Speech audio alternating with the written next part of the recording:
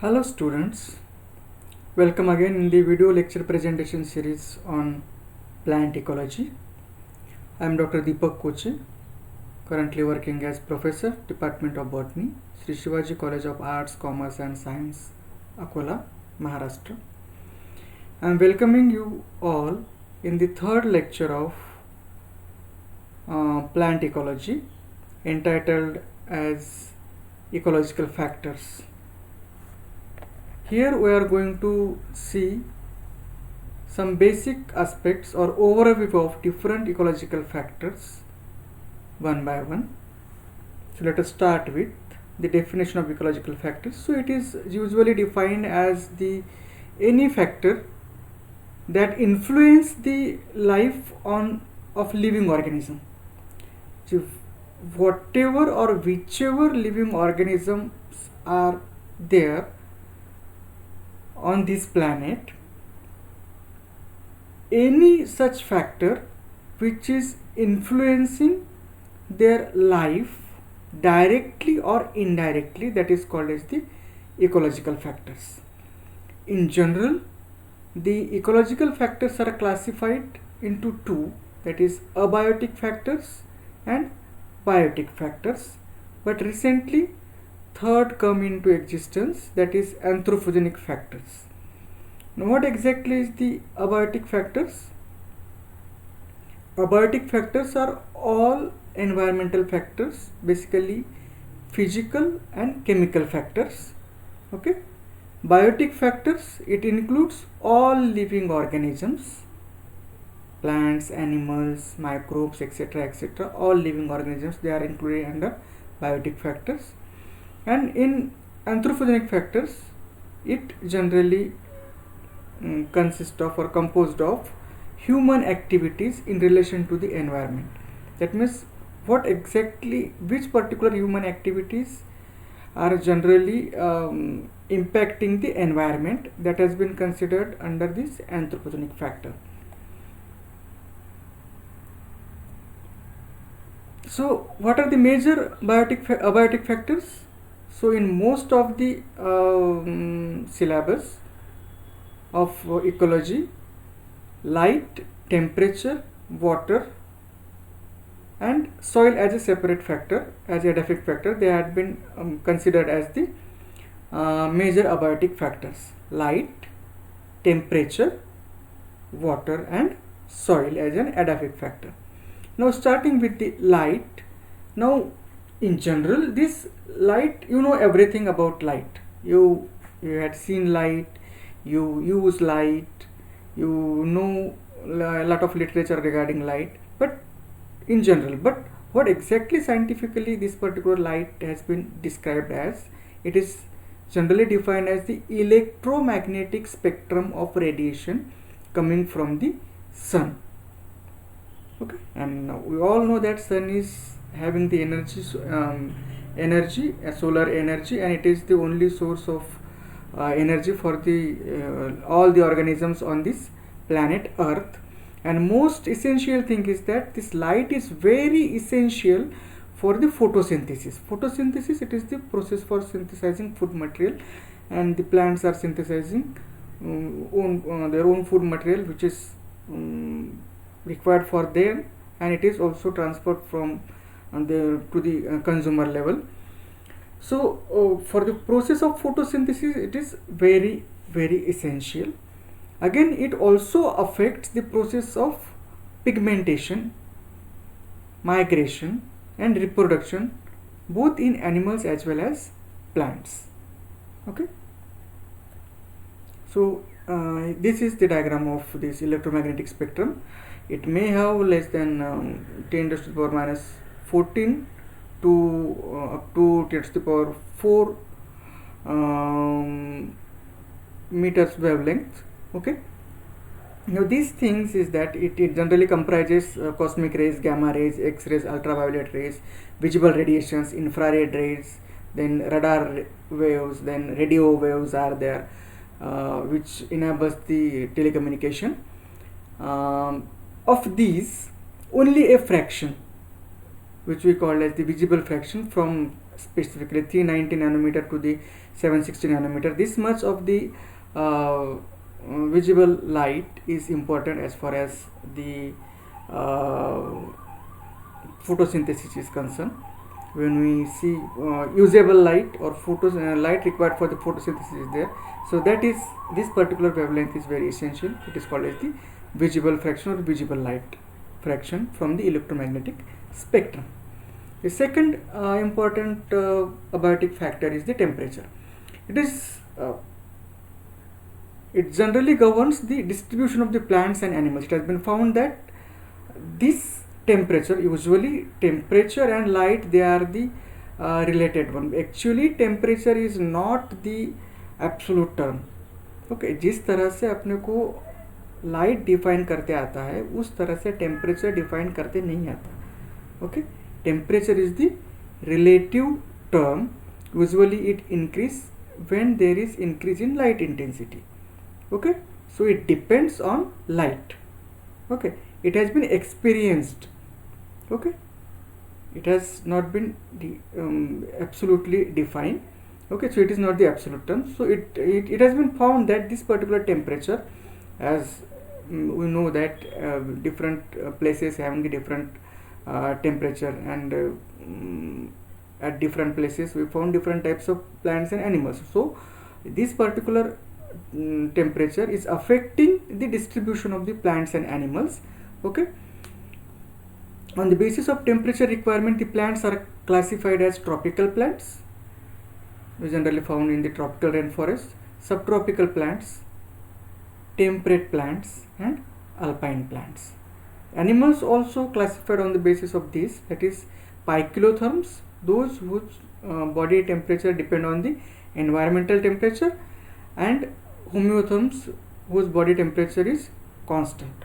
So likewise, this is one of the most important abiotic factor. Another one is the water. Now everyone knows that water is life. No one live without water. Water is very essential, and again it is very essential. It is very essential and it is having its own importance in the life of plants and their distribution.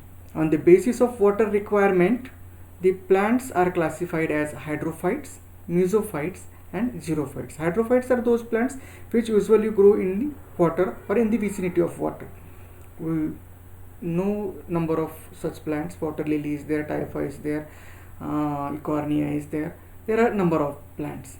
Mesophytes, it requires intermediate water availability.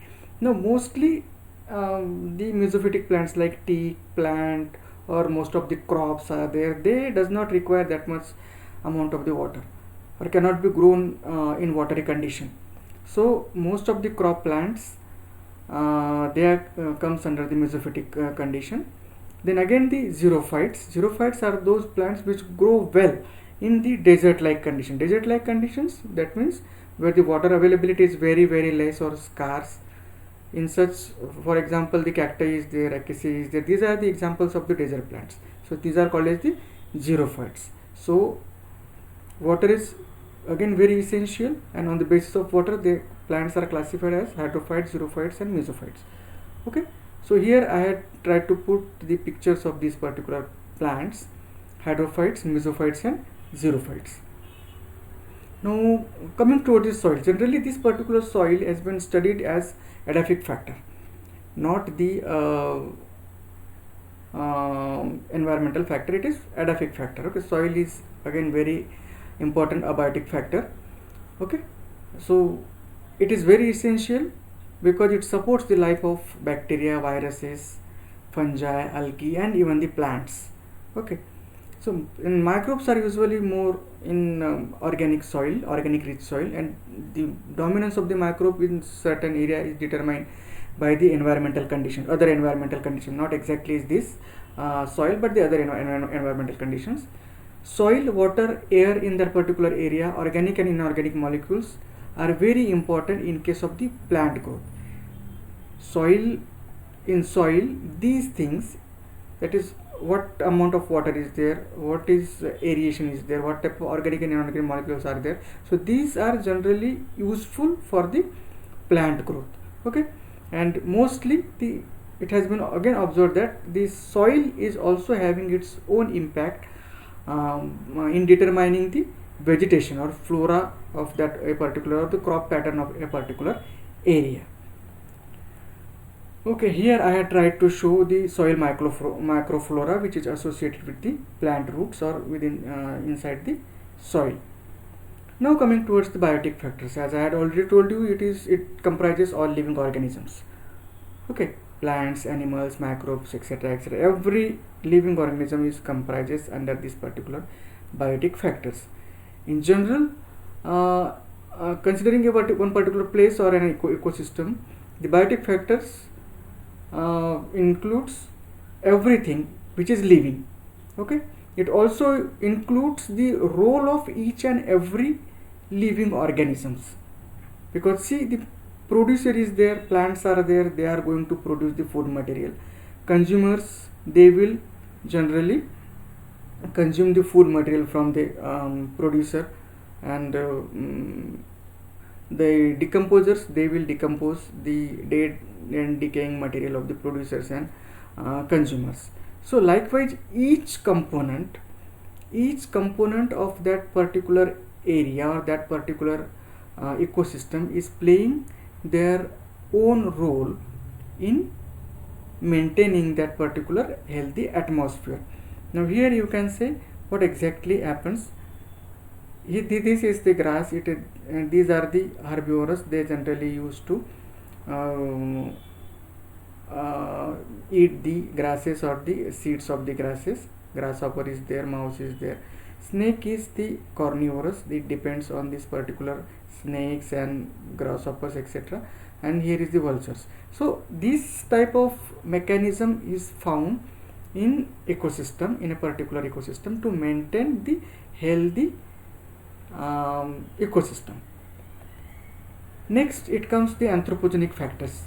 It generally comprises the urbanization and construction, then pollution